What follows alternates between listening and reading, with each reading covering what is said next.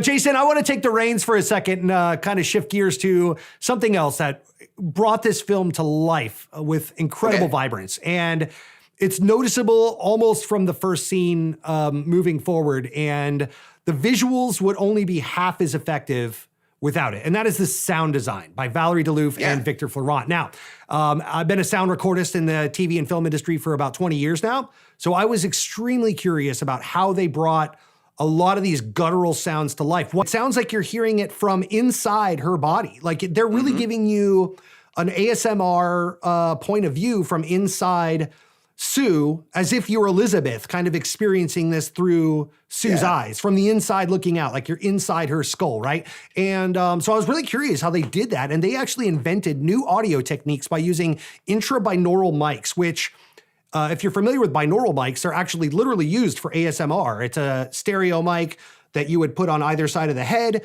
that you can mimic what the human ears are hearing at. So they did intra-binaural mics, meaning they placed the mics on the inside. So you're hearing her chewing, her thinking, her breathing, literally from inside her ear canal. Interesting. Wow. And they even went so far as to invent a stethoscope mic that they could place on various parts of the body to get different juicy digestive sounds and breathing on the throat and so forth. Again, recording from inside the body. And Victor, one of the sound designers, went so far as to eat 2 kilograms of fermented cabbage and drank 2 liters of sparkling water to get those gross digestive sounds that you're hearing throughout the film. So when you hear like that underwater murky gurgling, that's actually what that is.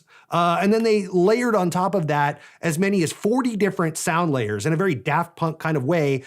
Wet mops, squishy vegetables. They use screaming pigs in the background at a slaughterhouse, and then would have Demi Moore scream on top of that to like create this harmony of screaming, and then reverse the track to create this weird psychedelic reverse screaming. And then layer that in way in the background underneath all the gushiness and the grossness and the slop using the stethoscope.